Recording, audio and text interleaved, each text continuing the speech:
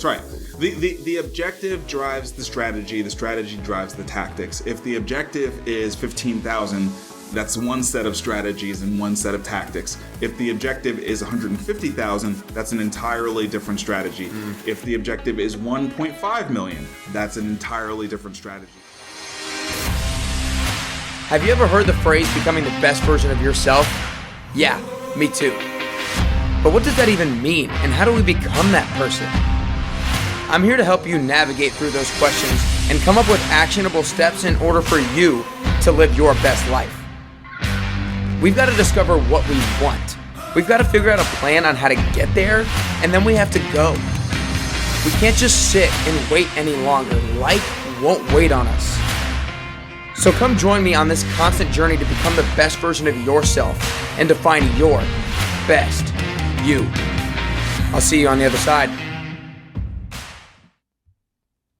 All right, what's up, everybody? Welcome back to Nate Carrier's Best You podcast. I'm fired up today for this special interview. I've got the man Marcus Whitney with me here today. And Marcus is the CEO of Health Further, the co-owner of Nashville Soccer Club, podcast host, speaker, and a bunch of other things that we'll get into and talk about today. Well, I appreciate you spending the time with me here today, Marcus. Thanks for having me, man. Yeah, appreciate man, definitely. We're going to talk about entrepreneurship, challenges, a little bit of soccer, a little bit of martial arts, a little bit of everything today. So I'm super stoked to get into all of it. But basically where I want to start is you moved to Nashville back in 2000, correct? Yep, that's right. And when you were 24 years old. That's right. And you were a college dropout. Yep, you that's had right. one child, another child on the way. That's so right. when Did your homework? Yeah. Tried to. So when you moved here, what was really the first goal that you set for yourself? Get a job. Get a job. Yes. Get a job. Okay. I got a job as soon as I got here. Any kind of job. Any kind of job. I was waiting tables at a couple of restaurants in Atlanta. They happened to have both of those restaurants here. I walked on the floor and got jobs at both of those restaurants. The very first day I got here, I got the Rio Bravo, which is a Mexican joint. I got that job as soon as I drove into town. So I accomplished goal one right away. Okay. Yeah, that was goal one. And then after that, it was just like figuring out what the hell I was doing. But like, the first thing was make money. Yeah. So it was like get your foot in the door. And then when you started the job, was there anything like, how did you figure out what you wanted to learn, what kind of skill you wanted to develop and that sort of thing? I mean, I think it was necessity driven, right? So the circumstance was I was new to town.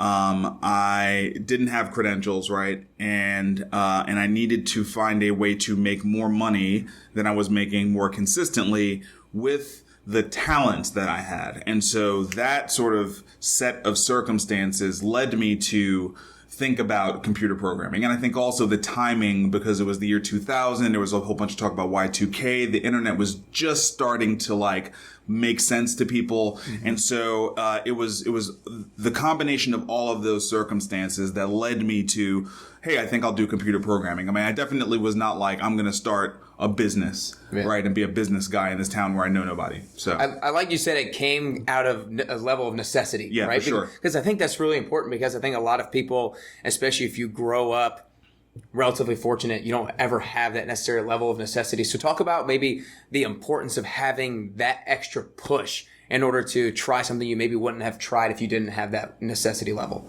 Yeah, I always feel bad for people who have never had to deal with serious constraints, and have never had their back against the wall and have never sort of known what that feeling is like, because I think it's hard to know what you're made of if you've never been in that kind of situation before, right? I think you have to then replace that forcing factor with passion, right? And I think this is true of people. I mean, look, I'm sort of dealing with this at this point in my life and my career, where I'm not dealing with that same kind of pressure, right? And I have, in order to stay focused and motivated and excited about life, I've had to sort of replace that pressure with passion, if that makes sense. And passion doesn't come easy, man. I think you have to have a lot of conversations with yourself. You have to really work towards clarity. I think a lot of people, they get they hit the goal that they were going after, and then that can quickly be followed by depression because they realize, holy crap, this is not really everything I thought it was going to be, and what now, right? You know what I mean? Like maybe I'm afraid to set another goal because this goal was so sort of disappointing in the actual reality of it, and that's where purpose and objectives that are not sort of measurable but are more qualitative, you know what I'm saying, and more about how you're going to spend your time throughout the rest of your life, really, factor in. Yeah. So right now you said you're kind of in the spot where you don't have necessarily that necessity level that a lot of people might have financially. So you were trying to replace it with passion. So how do you replace it with passion? Like what are processes that you're now going through to try to figure out like how I can put my passion into whatever it is that I'm doing? Yeah, I mean, I think, I think self-awareness is how you get to your passion, right? And I think self-awareness means having very hard conversations with yourself, with your loved ones, taking in feedback about what you're good at, what you're not that good at. It's a process, but over time, you should be able to get some clarity on what you're strong in, maybe what you're not quite as strong in, what you love to do, what ideas, just really, really get you buzzed. Whereas other things are it's the difference between a hell yeah and a okay. You know what I mean? Like what's a hell yeah for you? And I think you got to try a lot of stuff too. You know what I mean? Like I'm 43 years old and I'm not super old, but I'm also not super young. You know what I mean? And I've had enough experiences now to be able to say I know what I don't love doing. Right? So here's an example. I don't love managing a ton of people. Right. That's something I had to learn through 10 years of managing people. Yeah. That's like, I love inspiring people. I love mentoring people. I love coaching people. I don't love managing people, meaning managing them to specific objectives. That's a frustrating thing for me because if excuses come up, which they inevitably will, I don't necessarily always respond super well to that, right? Like that's a thing that I've learned about myself. And so, management should probably be left to other people, you know what I mean, in organizations where I'm going to be taking a leadership role in. And I can be a leader and not necessarily be a manager. That's a learning that I've developed about myself. So, that rules out a bunch of stuff, but it also opens up a bunch of different things that I hadn't necessarily pictured myself doing, like really, really leaning into public speaking, for example, right? It's something I've always been good at, but I'd always been like, that's not real because what's real is, leading a company and managing a bunch of people. But, truthfully, where my strengths lie is I should be in front of a camera. I should be on a stage. Like that's where I'm going to be massively, effective. And so I think it's just, having a lot of experiences and learning over time, what drives you and what and the intersection of, what you love to do, what you're really good at, what the world needs, and what you're going to get paid for, right? Yeah. No, I think what you said, it's the trial and error. You got to try things because, and you said it perfectly. A lot of times you have to figure out what you don't want to do until you know what your actual passion is. That's right. What you do want to do. That's right. But there are, I feel like, certain things in life that might not come that easy to us or might not come to show us something that we love to do, but it might be a weakness that we need to work on. So how do you kind of like determine the difference between something you might need to delegate to somebody else, like managing, and between the other thing that you might just need to work on? And it might just be a weakness that you have to figure out. Like, how do you determine between the two? It all comes down to self-awareness and being honest with yourself. It all comes down to this. Like, you might love to do something and not be very good at it. Those two things can be true. If that's true, you need to know that should fall in the bucket of hobby and not like profession, right? You know what I'm saying? Because profession means you have to be proficient in something. And if you're not good at it, the world shouldn't have to deal with your inadequacies, right? But it's totally cool for it to be a hobby for you, right? It's totally cool to do things that you love that you're not that great at, right? And so I think at the end of the day, it doesn't matter how many self-assessment tests you do or 360, leadership reviews. Like none of that stuff matters if you can't honestly appraise yourself. You know what I mean? And ultimately, you are the judge that matters anyway. I mean, look, you do things, you get feedback from the market, you get feedback from your peers, from your loved ones, from, people who report into you. All that feedback is helpful, but ultimately you have to be the one to say, yeah, I'm not that good at this, or I'm really good at this, and sometimes you have to say, I'm really good at this, and be careful not to be too humble, right? You know what I mean? Because you could rob yourself and you could rob everyone else of like your real gift. So it's like self-awareness is a long topic, and it's got a lot of depth to it, but so much boils down to it. So much really boils down to it. Well, I think that's so cool that you were able to realize kind of early on the importance of it and be able to ask yourself those tough questions, because like you said, it comes down to asking yourself tough questions. Did you just say I realized it early on? Well, I mean, you said 10 years, but I mean, like you said, you're only 43. You're not that old. Yeah. So if you're saying early on in my life that I have not yet lived, then I can buy that. Okay. If you mean early on, like in my 20s or 30s or even last year, no, that doesn't. No. Like I am constantly getting better at self-awareness. I've had a real jolt of it, I would say, in the last 6 months. But no, I mean, well, let's say not necessarily realized that not that you were at a point of like, I'm self-aware now, but you realized maybe the significance of self-awareness and maybe try to start the process early enough. I think that's true, right? So there are different, and we're complex people, right? So I gained self-awareness in certain areas, whereas other areas, it had yet to sort of unfold, right? So one area that I did get self-awareness on pretty early was my strong desire to be significant, and that has manifested in entrepreneurship, leadership, being a founder and things, stepping out, trying to do really, really big, audacious things. I realized that pretty early, and it has led me to a lot of fantastic experiences, some successes, some failures, but nothing that I regret.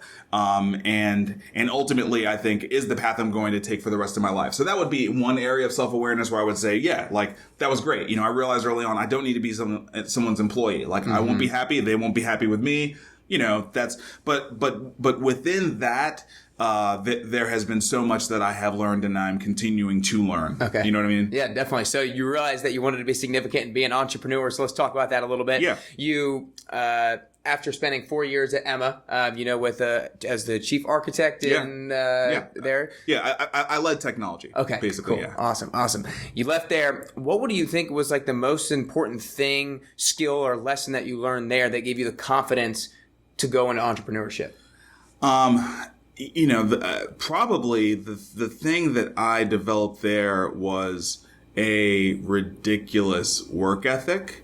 And also the importance of culture and in creating a place where people have fun, especially in the early days, right? So, I joined them in 2003. They had been around for about a year, but in that year, it wasn't even really like a company named Emma. They were an agency called Cold Feet Creative, and Emma was a product that they had launched and they were figuring out, but they were slowly coming around to, saying the agency needs to die. Emma's going to be the thing. When I first started there, my card said Cold Feet Creative. So that's sort of where everything was then. It was super hard when we started. Money was super tight. The product was not good. It didn't work. It didn't work for the first year that I was there. I mean, It worked, but like it didn't work. Yeah. And we didn't have money to just buy solutions. So it was a lot of grit and ingenuity and working with open source software that is not well documented and definitely not well supported. It was hard. It was really, really hard. And we didn't have a ton of resources available to us. So the thing that got us by was the love that everyone on the team had for everyone else. And that really did stick with me.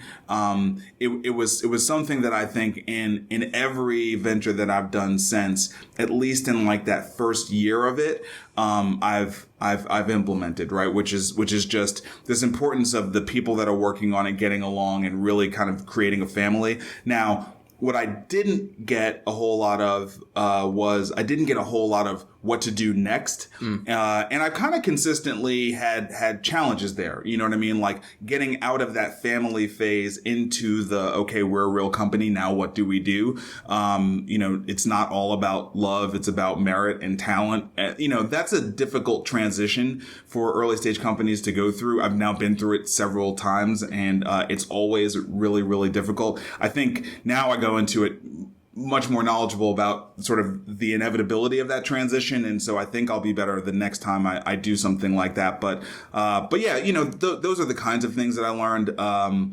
Just the importance of culture and hard work. Yeah, well, so talk a little bit about that transition, because I'm not familiar with it, having never done that or been through it with any kind of company. So what exactly do you mean? Like, what's the biggest challenge in making the culture shift from like love to merit and talent? Yeah, so in the very beginning, it's just an idea. There's no proof in the market that this is real, and it's a lot more like a religion than a company, right? So the people who are there, they're just there because they believe in you like so much, and they believe in the mission, and they feel like it's a calling and it's an adventure. That's what it's about. Then you get some success, and like you can't still operate the company that way, and usually you can't operate the company with the same people. And it becomes painfully aware to everybody, but nobody is prepared for that, and no one has communicated that at the onset, because you kind of can't. And so it's just a difficult transition. It's always a difficult transition because you get to this point where people sort of hit their limits. The company inevitably changes as you add more people. That creates different dynamics. There becomes sort of the cult of the early people, and then sort of the necessity of the organization to grow. If you're in the leadership position, you have to continue to push the organization to grow, but you feel a kinship and a bond and an obligation to those early folks. And it's just a complicated thing. Yeah. I've been through it 3 times, and it's hard. Yeah, no, it sounds hard. Like it. Yeah, it sounds like it. So when you first left Emma and you decided that you were going to start your own business, what was the business that you started? So the very first business, it was called Remarkable Wit, and I didn't have any money. I was also going through I didn't know this at the time when I left Emma, but within 60 days, my ex-wife and I would become separated, and so that really put a forcing factor on the kind of business I was going to create, because when I left Emma, I sold my ownership stock back to the company, and was using that basically as startup capital. But with the separation, sort of immediately, a good percentage of that started going into alimony. So that significantly impacted, the runway I had. And so it was really an eat what you kill kind of business. It was, I was using my skills as a leader in technology to help organizations build software. And that was, staff augmentation, product management, software architecture, getting buy-in from different stakeholders in their organizations. And so, that's what it was. And it was just you? It was just me, and then sort of at the height, I built it up to about 10 employees, doing probably 1.5 million in revenue before we got assumed into a venture-backed company that was a client of ours, that had raised $10 million, and basically it was a mistake that I made where I let them represent more revenue than they should have, and I kind of got sucked in. But I got some ownership, I got some lessons, I got to spend a lot of time in Boston and San Francisco and learn a ton. So everything works out the way it's supposed to. But those are I did not grow up with a ton of mentorship, really any mentorship around business. And so, and as I've said already, and you started the show with, I was a college dropout. So I don't have an MBA. I don't have a business degree. And I didn't have mentorship in business. And to be completely honest, I didn't read a ton of business books. And so my business lessons came through experience, came through running into walls left and right. You know what I mean? Everything I've learned up until this point has been experiential. And, a lot of those lessons were hard. Yeah. So if you had to say, starting a company on your own, growing it to 10 employees and maybe $1.5 million in revenue is no small feat. Like, that's awesome. Congrats on that. But what do you think, if there are 2 things that you think were most important in your success of growing it to that point? Yeah. What are those couple things? Well, it goes back to that family piece. So, all those people who were with me back then, we were like a gang. I mean, like legit. We were camped out in this really crappy office back in East Nashville on Fatherland. We were like just a gang, you know what I mean? Like we stayed late, we hung out, we went to the bar together, it was a family mentality, and I think that was it, everyone was there for the mission. You know what I mean? They weren't there for the benefits. They weren't there. They were there for the lifestyle, and they were there for the mission, and they were there for each other. And that kept everybody motivated to work. That was definitely what did it. You know what I mean? Nothing else did it. It wasn't my management capabilities. Yeah. You know what I mean? It wasn't that. Yeah. It was the vibe and the family and the fun. That we were working, but we were kind of outlaws. Okay. And it was fun. Yeah. So you said you went into the process really not having a whole lot of knowledge right now, a whole lot of business knowledge. You learned from experience. You were a college dropout. So is there any, and when you're starting a business, I feel like it's really hard to know what to learn first because there's so much to learn. Is there anything that you wished you prioritized learning earlier on? Yeah. So I've actually created, a model for myself, and I put it in the book that I'm writing around the 8 core concepts of business, and I actually prioritize those concepts because they reflect what my big gaps were and in the order of importance that I think they really fall in. So they go in this order. Number 1 is leadership. Number 2 is finance. Then operations, then growth, then product, then service, then sales, then marketing. Wow. So those are the 8 things. If you're going to be an entrepreneur, you have got to understand all 8 of those. You're not going to be great at all 8, but you have to understand them all. I was not well versed in leadership, finance, operations, or growth.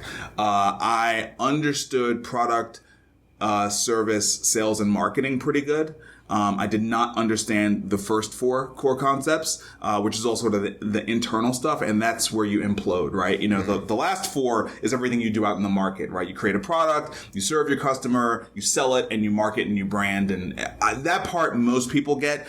Very few people get the leadership piece, and maybe even fewer people get the finance piece, right? Like cash is blood. Right, to a company. Right. And so your understanding and it's complicated, right? You got taxes, you got payroll, you got insurance. There's just a million things that you don't know about until you get into business and you really understand why it's so important to get the pricing right and get the margins right and having cash in the bank, these things, having a line of credit, finance, leadership, finance, and ops and growth were all big blind spots for me for a very long time. So of all these things that you had to learn, what do you think was the biggest way that you were able to learn it? Because you taught yourself coding, right? Were these things more self-taught, experiential taught? Was it reading, or what allowed you to? Everything you just said. So self-taught, experiential, and reading. Those and when I say reading, I mean reading or listening to audiobooks or listening to podcasts or going to hear people speak or YouTube videos, right? Like pulling in. That's how I've received mentorship. I haven't gotten a lot of mentorship from a direct individual in my life when it comes to business, but I have gotten tons of mentorship via books and videos and things like that, podcasts. But those are the ways in which I learned, and look, a ton of mistakes. There's nothing like having a bug in your code that you wrote that cost your company hundreds of millions of dollars. There's nothing like that to teach you the importance of quality assurance on your code, right? Mm-hmm. You know what I mean? And so experience and mistakes. But I guess the other thing I'd just say is look, I've been at all this entrepreneur stuff for a little over 10 years. I mean, I would say I really started in 2007 when I left Emma. That was my real start in this process. Mm-hmm. And I've done a lot and learned a lot in 12 years, and I have another 30 or 40 to go. You know what I'm saying? Right. So you survive the mistakes. That's the important thing is look, the mistake, they're not fun. They're not fun. They're embarrassing. They're humbling. They hurt. They can cost people their jobs. You know what I mean? There's real stuff on the line, but it's not life or death. Like even when you have to shut a company down or you have to do a layoff or you have to fire someone, even if they're a high performer, but they're really bad for culture and it's your fault because you hired them. All of those things I've had to do, and more, bad things that I've had to do, you wake up the next day and guess what? So do those people and everyone goes and gets another job and like life goes on. It's not life or death stuff. But you will learn from those experiences and you'll be better the next time. So that's, I think the like you said, it's not life or death. I forget exactly what the phrase was, but you're gonna be able to wake up the next day. You'll wake up the next day. Failure's not the end of the line, because I think that's like a lot of us feel that way sometimes going into something that we don't know if we're gonna succeed or fail in. It's like, what's gonna happen if we screw up? Like, what's gonna happen? And that prevents us from doing so many things. So acknowledge you as an entrepreneur for continuing at it, even knowing that failure is going to come, but knowing you're still going to wake up the next day. So you're also right now the CEO of Briovation, right? I'm the president. President and co-founder of Briovation. So what got you into the healthcare space? So my partner Vic and I, we were doing Jumpstart Foundry from 2009 to 2014 as an accelerator, nights and weekends. And when we started it in 2009, we were one of the first, let's just call it 50 accelerators in the country. I mean, there were not a lot of accelerators running around.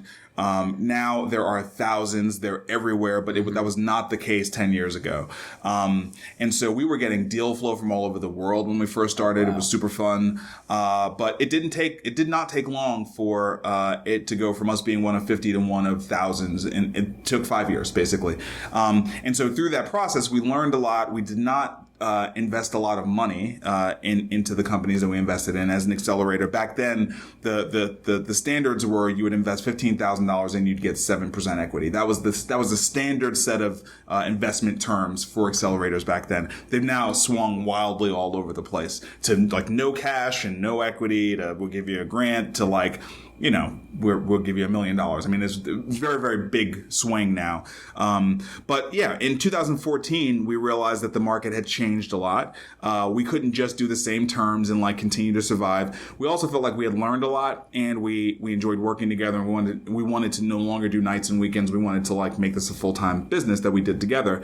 And so in that process, we realized we needed to change some things in order for it to support us working on it full-time.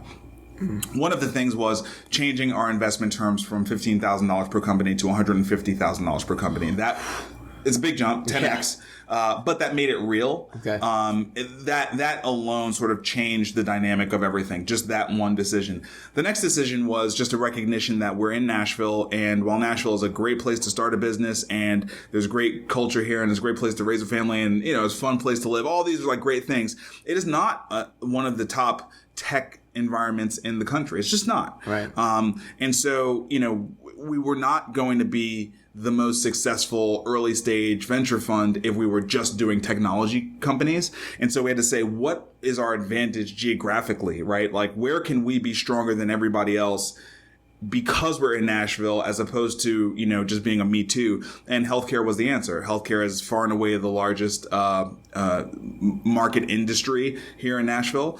And there's a ton of people who have made a lot of money here in healthcare. So that meant we would have a good pool of people that we could make our limited partners and would contribute to our fund. Mm-hmm. And we had a lot of expertise, and we had, tons of talent, and we had, companies that could potentially be customers of our companies or buy our companies. And we couldn't say that for really any other industry. I mean, music would be a second to that, but the music industry was going through so much turmoil back in 2014 that I don't know you could have said, yeah, music was a good call. So we ended up going with healthcare. That was really why. I did not know really anything about the healthcare industry. Mm-hmm. But I was confident from the previous, 10 plus years of being here in Nashville. I was confident of my ability to learn, and to learn by doing. And that's what I've done the last, 5 years. Yeah. So when you guys decided to go more into healthcare, was that before or after the jump from 15K to 150K? It was together. It's together. Yeah, Okay. yeah. Those were the two big changes that we made. The third change was we stopped at the accelerator part. So for any of your listeners or viewers who don't know, accelerators historically would make companies move to wherever the accelerator was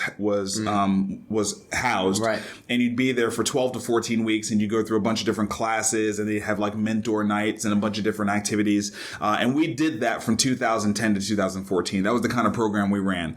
In 2015, we basically stopped that, and in 2016 we completely stopped that. So that was another big thing. We just really became a value added investor and not this kind of classroom oriented thing. Yeah, it's funny that you talked about that jump, because I've recently heard something from, Grant Cardone. Yeah. His thing is 10x, so it's funny that's the exact same number. But he was talking about how businesses sometimes, to make the jump, it's like you can't just say I'm going to go from 15 to like 20,000. Sometimes you have to make it that like huge next jump, because then everything has to change. And when everything has to change, that's when you can actually start making. And he related it to like if somebody's just like selling pancakes at a store, it can't just be like we're gonna get like one other store. It can't just be like we're gonna expand the square footage of our current store. It's that we're gonna take it to like 100 stores, because then everything has to change. That's right. The objective drives the strategy drives the tactics. If the objective is 15,000, that's one set of strategies and one set of tactics. If the objective is 150,000, that's an entirely different strategy. If the objective is 1.5 million, that's an entirely different strategy. And we've now made those different jumps, right? So we were doing 15,000, then we went to 150,000, and we just closed a $21 million fund in December that's investing on average somewhere between $1 to $3 million per company. So, cut the difference. That's 1.5 million. That's a very different fund than the other one is, right? And so it's exactly right. Whenever you set the objective, the resulting strategies and tactics are going to be completely different. And yeah, that's exactly right. So how does like a group of people of a company come about to figuring out like this is the objective we need to go to? That's not undercutting it or not over exaggerating what you can actually go to. Those are all decisions that individuals make. Period. I mean, like our decision to do 150K, to be completely honest, was just arbitrary. There's no driving factor behind that other than, the 10x number is nice, but it was just sort of a recognition that was where we needed to go in order to stand out and be real. There were other comparable, organizations out there in the market that we could look to and say, well, they're doing around that amount and that, so there were some signals to us, but ultimately, people choose what they want to be based on themselves. You know what I mean? Like we could have dug our heels in and said, no, we're going to be 15K and we're going to keep doing it. I mean, we very well could have done that. You know what I mean? That could have been our destiny and our legacy, as opposed to this consistent 10X view that's going to, eventually we want to write $10 million checks. Well, that's going to necessitate raising $150 to $300 million fund. Guess what? Strategy and tactics are going to be way different for that than they've been for anything we've done in the past. But we've got this track record of kind of 10Xing anyway. So we'll get that done, right? Yeah. You know what I mean? It won't look like what we did before, but in some ways it will. Yeah. In some interesting ways, there will be something consistent to it, right? Yeah, gotcha. Cool. Well, I want to make sure I get into the Nashville Soccer Club. Yep. I've read a little bit about the story of, how you got into it and everything like that, but I want you to kind of talk That's about... That's another 10X story, by the way. That's awesome. Well, how did you go into a little bit about the decision of kind of going into ownership with Nashville Soccer Club? Yeah, so I played soccer when I was a kid. I grew up in Brooklyn, New York, and soccer was my very first sport.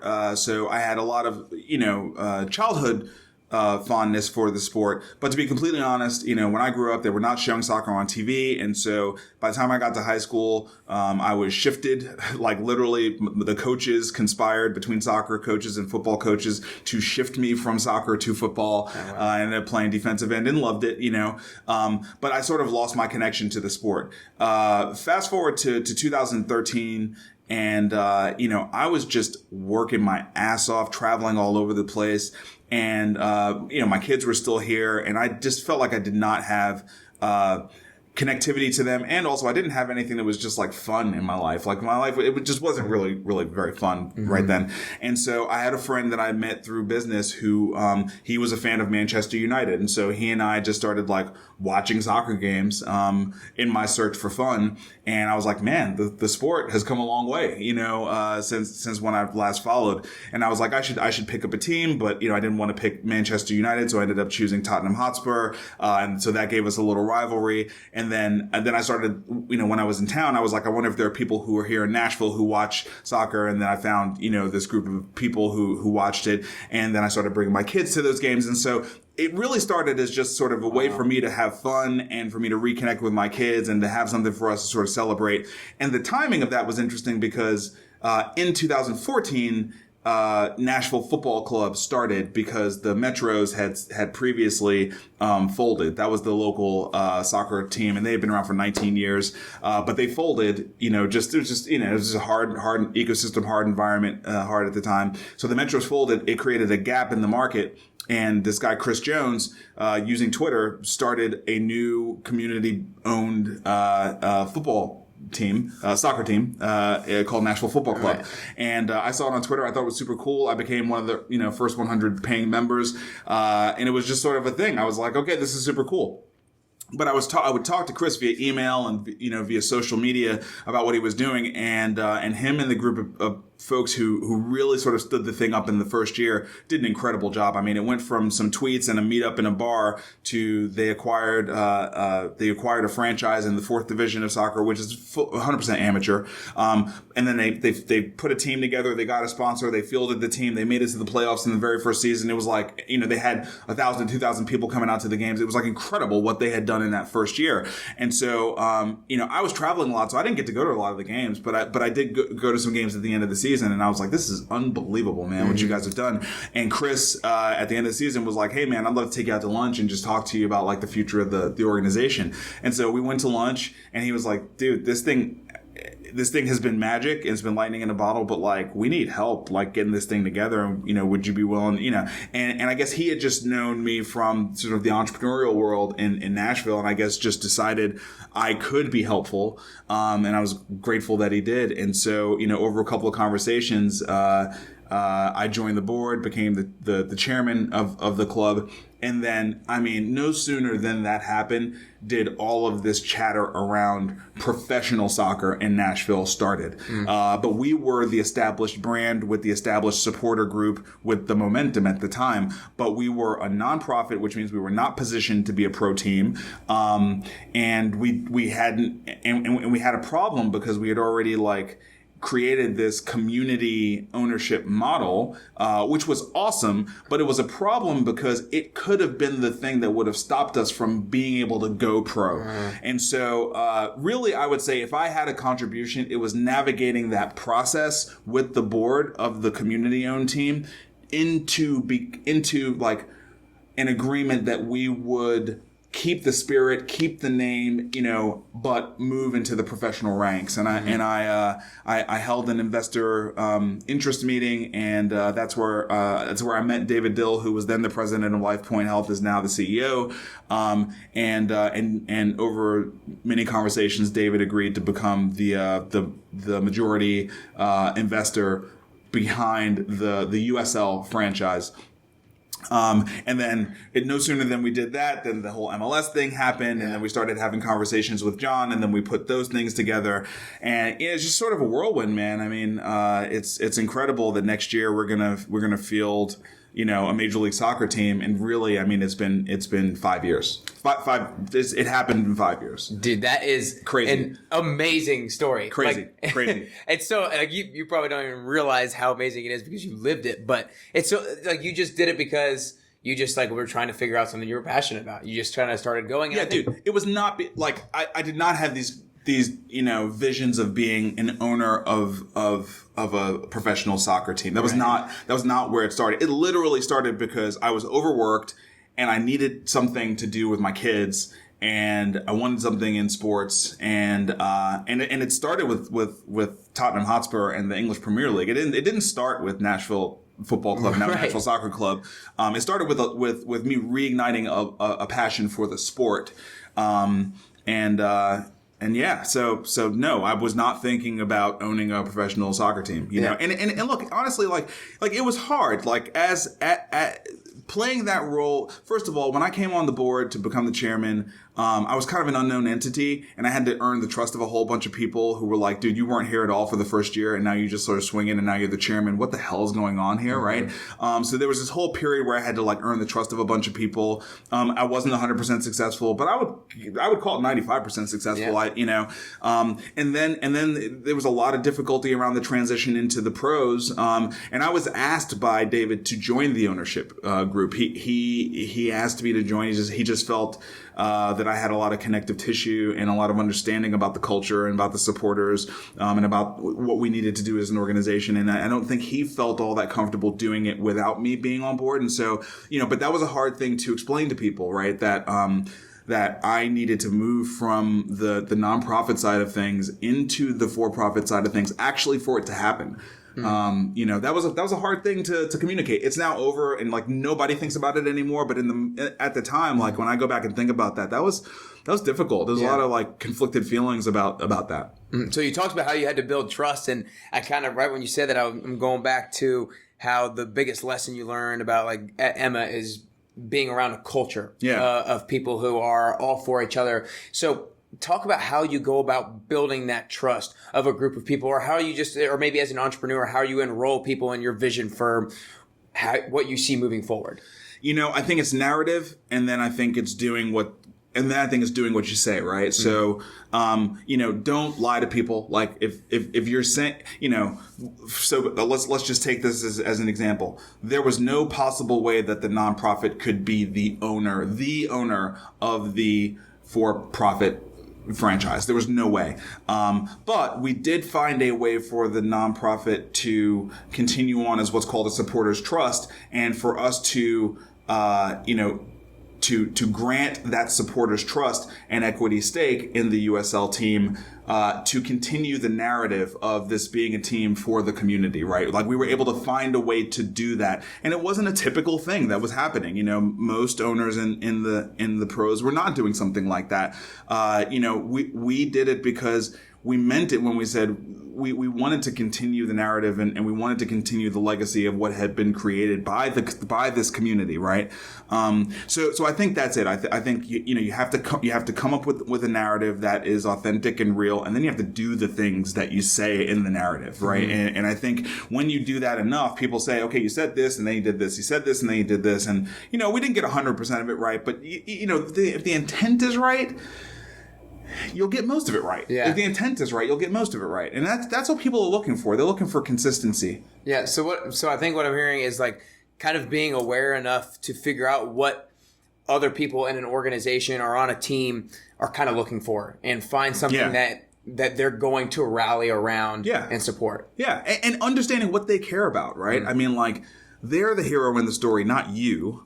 Right. Yeah. Like we did this for the city of Nashville. Right. And that was a very sort of consistent thing that we kept saying. And ultimately it's true, because look, I will tell you, yes, the story is great, and I'm really glad that it's all happened. And it is the honor of my life to be a minority owner in this club. But like, make no mistake, these were very difficult years. Going through this process, right? Of, you're talking about negotiating just difficult things, and it was hard,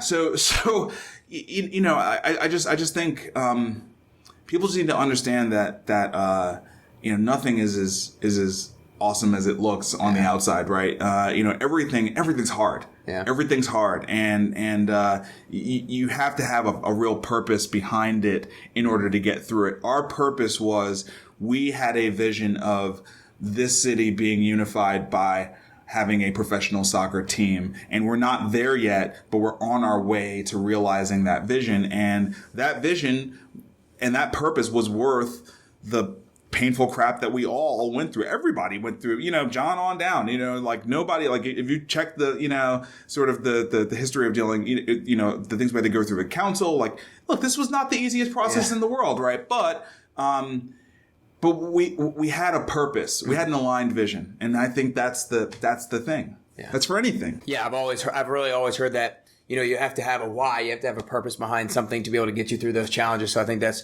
obviously shown true in your life. But so you're somebody who has a crap ton going on, right?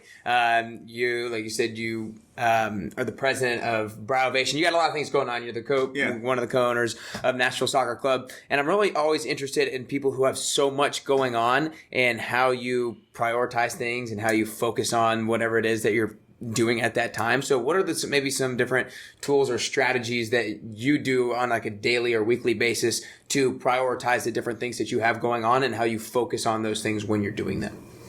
Yeah, so I put together. I want to come back to I have a lot of things going on because I got something to say about that. But okay. But let me just answer the question first, which is I put together a time budget, and a time budget is really let's talk about objective strategy tactics again, right? So the objective of a time budget is to really spend time thinking about how you spend time.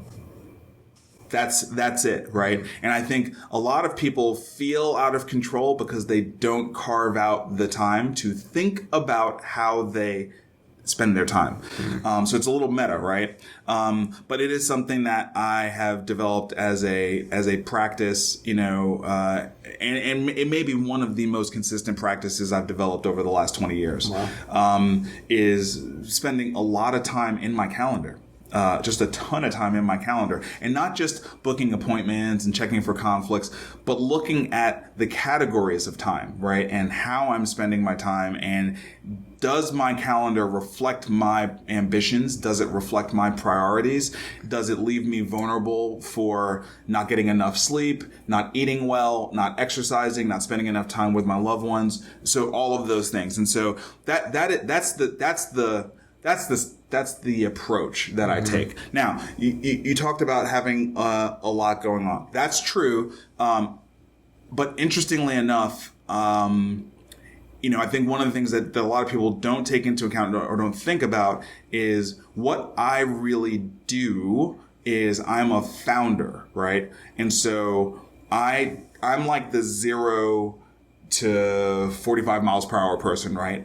Once we hit a certain gear, I generally shift out of the driver's seat and into the passenger seat. And so there are lots of things that I have my name attached to because the benefit of being a founder is that you get ownership. That's the benefit of starting something that didn't exist prior to, is you get to be along for the ride, but you're not necessarily driving the car the entire time, right? So this is actually true in both of the primary things that I have going on right now, right? So let's just start with Nashville Soccer Club, right? The most critical thing that I did for that organization is what I told you, right? Is navigating us from an amateur, nonprofit, community-based organization into a professional, investor-owned and backed organization. At the close of that, my workload started to diminish, right? And there were still some pretty important things that we did. We hired the first CEO of the club. That was really important. But that CEO then kind of took over the front office and then hired everybody else. And then we weren't running that part of it. Mm-hmm. A lot of stuff with the negotiations around the ownership group. Yes, I did. I was involved in those things. But once those were done, then that was kind of over. You know what I mean? And so, look, I think I get to now continue to be associated with it. But bro, I show up to games. Yeah. Like there's a full organization there. There's, our CEO ran Liverpool. Like goodness gracious, right? Right. Like he doesn't need me in his shorts telling him how to do things, right? Mm-hmm. You know what I'm saying? So that's the thing. I'm a founder. That's what I do. I do that early piece. And the same is true in Briovation and Health Further and Jumpstart, right? Like I am not the managing director of our $21 million fund. That's a gentleman named Dave Vreeland, who is a healthcare executive with decades of experience, and also of pretty good net worth himself, and was successful in leading the capital raise for our first Series A fund. And it's my job to, create a platform and a narrative that can attract a person of his capability to come on board and partner with us to help grow our platform. Now I have, I'm Vic and I are the majority owners of that company, but we have to continue to figure out ways to bring in people better than us to grow it. And that's sort of what I focus on and do now. And then, like from a life perspective, my youngest just graduated from high school, and so I actually have a ton of time on my hands right now. It's interesting and it's great. I'm at this really interesting place where I'm very much thinking about the next 20 years. Wow. Right? I'm very much thinking about the next 20 years and the impact that I want to have, and what I've learned from the last 20 years, and what strengths I know I have, what weaknesses I know I have, and how to design these next 20 years very differently than I designed the last ones. Work smart more than work hard. But, I like working hard, but, I'm actually really interested in being healthy. I mean, we haven't spent any time talking about health and wellness, but it's probably my biggest focus right now is, I want to spend 3 to 4 hours a day, at least Monday through Friday, on my fitness. And so I need to design a life that kind of supports that. That's really important to me. So, yeah. Yeah, well, you'll probably have a chance to talk about that a little bit here. I'm glad that you've been thinking 20 years down the road, because that segues nicely into this question. Second last question. We touched on you're 43 years old. In 10 years, you're going to be 53. Yeah. So what does 53-year-old Marcus Whitney look like? What have you done? What have you accomplished? And what are you currently doing? Yeah. So I'll be completely honest. I've spent the last 10 years in particular, right? I've spent the last 10 years learning how to be an entrepreneur, building my brand, and working mostly for equity. I've not been focused on working for cash. I've been working for building value in venture assets that will be long-term, wealth producing.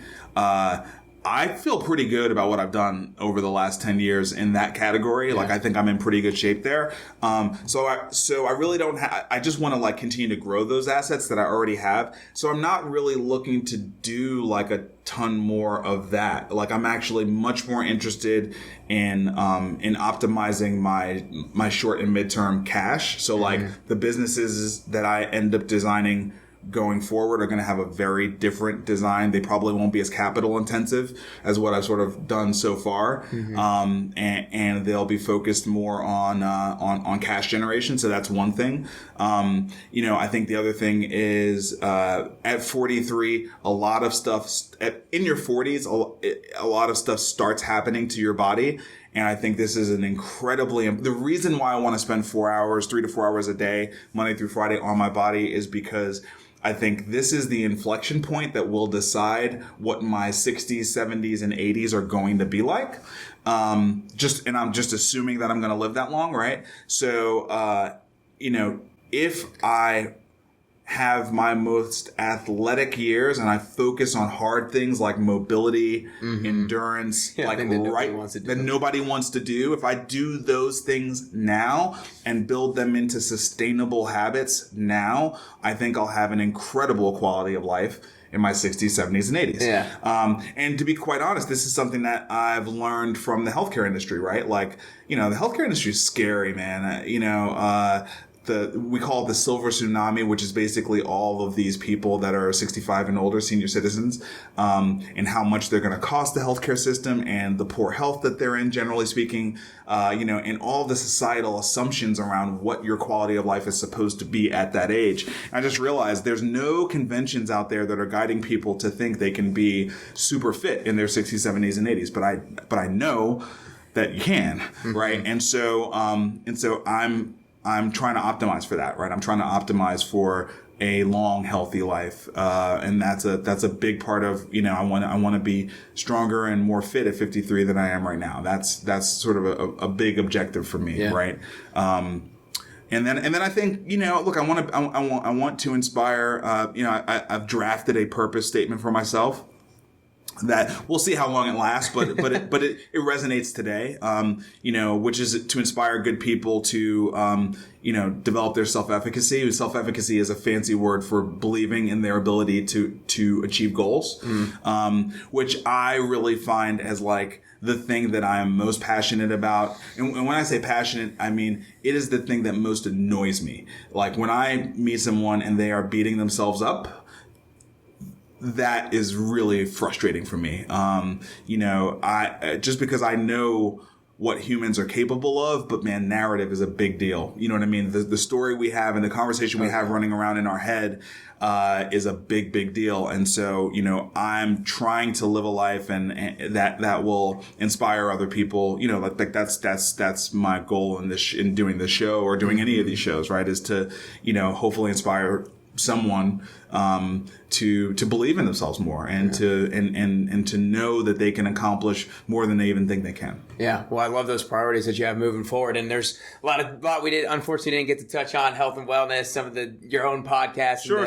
And speaking that I'll have to have you on a little bit further down the road and talk more about that. But I want to make sure I respect your time. But I want to acknowledge you first, Marcus, for being the person who was driven out of necessity, and then finding a way to now transition that into passion and doing things that you so strongly believe in, and now you're going to be, giving back to, you love giving back to other people to make sure that they know that they can reach their goals because you've seen it's possible through hard work, through finding a purpose that means something to you and the other people around you, and then learning from your failures and keep going on. Thanks, man. So I think Appreciate it's awesome.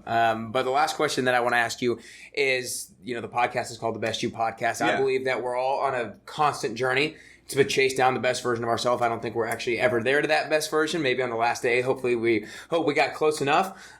So what I want to ask for you personally is if you could currently work on or do 3 things to get closer to that best version of yourself. What are those 3 things that you could currently do or 3 things you could currently work on? Are they things I'm not doing? No, it could be you're currly doing and you just want to do more of, or you're not doing. Well, I feel pretty good about the things that I'm doing or not doing. So one of the things that has definitely, I think, brought out a best version of myself is I stopped drinking 6 months ago, and that's been really good for me. Just the impact of waking up without any sluggishness, the clarity, the ability to be self-aware, and the health benefits have been significant. So that's one thing for me. I'm not saying for anyone else, but for me, that's been a big best me kind of thing. I'm 30 days into daily meditation. That's been really great, primarily for helping me to observe myself and to develop the practice of observing myself and not judging myself, but just sort of being able to watch myself. It's helped with self-awareness a lot. It's helped with me, sort of being able to contemplate the habits that I have.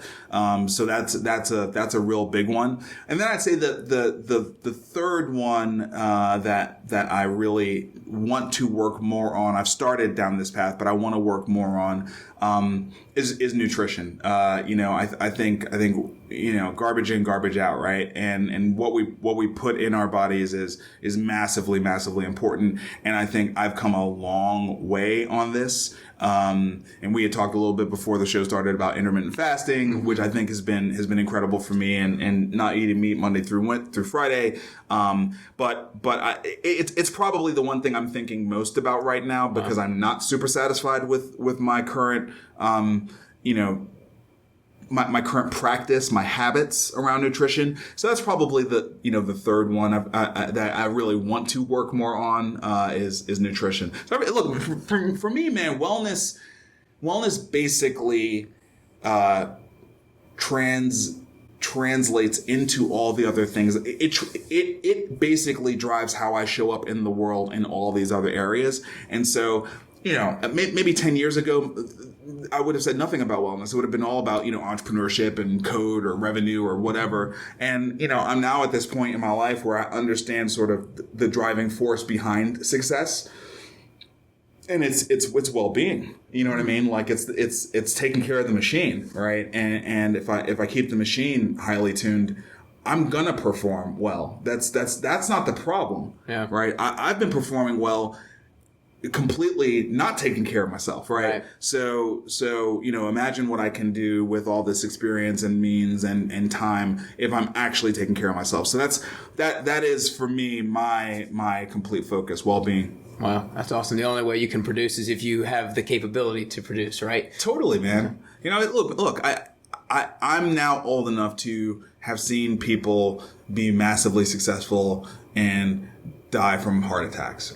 You know what I mean? Like right when they were getting ready to enjoy their life. And, look, nobody knows. None of us know when we're going to die, right? You can do everything right and something crazy can happen genetically or viral or bacterial or get hit by a car or plane crash or a million things can happen, but you don't have to contribute to it.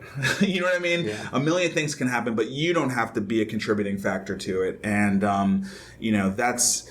Look, and also just on a day-to-day basis, it's not about living healthy today for a future me. I feel better today. Yeah. You know what I mean? I feel clearer today. I feel like I can have a better conversation with you today because of that, right? So yeah, well-being really, I think, drives most of this stuff. Yeah. Well, that's amazing, dude. I love it. That's all we got. Appreciate you coming in. Hey, man, my pleasure. Thank you. Yeah.